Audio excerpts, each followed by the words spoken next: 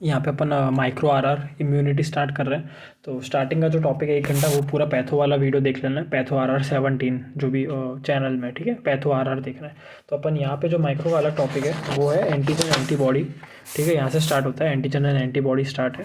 और फिर अपने इम्यूनोग्लोबुलिन्स के बारे में पढ़ेंगे, और ये एंटीजन एंटीबॉडी रिएक्शंस पढ़ेंगे, ठीक है, एलिसा सब वो, ऑकलिन, फुलथ्रोप और वो सब, ठीक है, और एलिसा, ठीक है। तो 48 मिनट का ये कंटेंट है, तो निपटाना है वही 40 मिनट्स के अंदर अंदर। तो स्टार्ट करते हैं एंटीजन। तो एंटीजन क्या है, ठीक है, तो कोई भी लाइक फॉरेन सब्सटेंस है वो एंटीजन है, मतलब ऐसे तो देखा जाए तो like virus, bacteria, whatever antigen, ठीक है। तो एंटीजन में दो प्रॉपर्टीज होती है, immunogenicity and antigenicity. Antigenicity is the property of that antigen to bind to an antibody, ठीक है। तो antigenicity means to bind to an antibody, antibody मतलब कि लाइक एंटीबॉडी या सेल, ठीक है, मतलब एंटीजन जो है it can bind to a cell like B cell, T cell, whatever, ठीक है, और an antibody, okay. So antigenicity is the property to bind to an antibody और एनी सेल, ओके। फिर आता है immunogenicity. Immunogenicity means to induce an immune response, the capability of the antigen to induce an immune response, okay. So every cell, sorry, every antigen, okay, that has this antigenicity may not have immunogenicity, ठीक है ना, मतलब antigenicity है, bind कर, इसका मतलब थोड़ी कि इम्यून रिस्पॉन्स जनरेट करेगा, but every antigen that has immunogenicity will also show antigenicity, because basic है, वो बाइंड कर रहा है तभी तो वो इम्यूनोजेनिसिटी करेगा, तभी तो वो इम्यून रिस्पॉन्स जनरेट करेगा, ठीक है। तो ये हो गया। फिर अपन बात करते हैं हेप्टन की। तो हेप्टन क्या है, तो hapten is an incomplete antigen और pro antigen. Hapten means pro antigen और इनकम्प्लीट एंटीजन, ठीक है, मतलब antigenicity will be there, okay, antigenicity will be there, bind कर रहा है लेकिन इम्यून रिस्पॉन्स नहीं क्रिएट कर रहा है, इसको हेप्टन बोला अपन ने, ठीक है, इनकम्प्लीट। अब हेप्टन को अपन इनकम्प्लीट से कंप्लीट कैसे कर सकते हैं, तो इसको एक प्रोटीन कैरियर के साथ बाइंड कर दो, if it is bound to a protein carrier it would become a complete antigen, ठीक है। हृदय परिवर्तन कर दिया, उसका स्ट्रॉन्ग बना दिया, पूरा कंप्लीट बना दिया, कैसे, प्रोटीन कैरियर के साथ लिंक करके।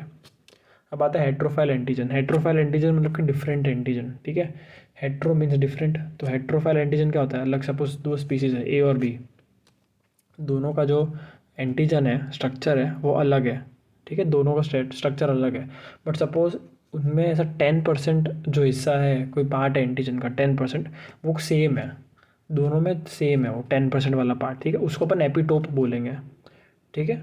एपिटोप मतलब कि कॉमन रीजन जो हो गया, ठीक है, तो एपिटोप, ठीक है, that common part of the antigen that both enter different organism share, ठीक है ना, ये हो गया। अब तो वही क्या हो जाएगा, कोई एंटीबॉडी है सपोज, ठीक है, तो उसको ए एंटीजन पे बाइंड करना था, ठीक है, पर अब बी एंटीजन का एक एक छोटा सा पार्ट है जो ऑलमोस्ट का सेम ही है वो ए एंटीजन जैसा, तो एंटीबॉडी जो है वो अपनी कन्फ्यूज़ हो गई, तो वो अभी बी जो एंटीबॉडी है उससे बाइंड कर जाएगी, जो बी एंटीबॉडी उससे बाइंड कर गई, तो ये हो गया हेट्रोफाइल एंटीजन का कॉन्सेप्ट, ठीक है। तो इसमें दो ऑप्शन है, दो चीज़ें याद रखनी है अपने को, व्हील फेलिक्स और पॉल बनल टेस्ट, ठीक है।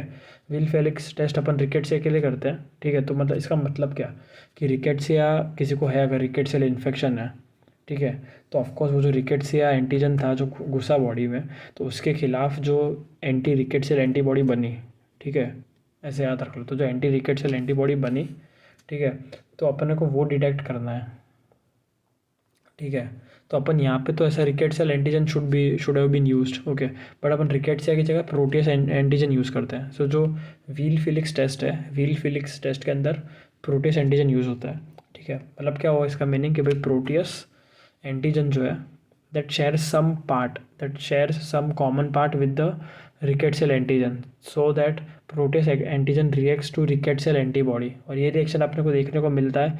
इसका मतलब ये है कि भाई एंटी रिकेट्सियल एंटीबॉडीज बनी है, ठीक है, मतलब वो रिएक्शन हुआ है, तो वो पेशेंट में रिकेट्सिया है, ठीक है। तो Weil Felix test is for rickettsia, और यहाँ पे रिकेट्सियल एंटीजन की जगह प्रोटियस एंटीजन अपन डालते हैं, ठीक है, पेशेंट में करवाते हैं, मतलब प्रोटियस एंटीजन का टेस्ट अपन रिकेट्सियल एंटीबॉडीज़ के साथ करवाते हैं जो अपने ह्यूमन में बनी है, ठीक है। और आता है Paul Bunnell test which is for EBV.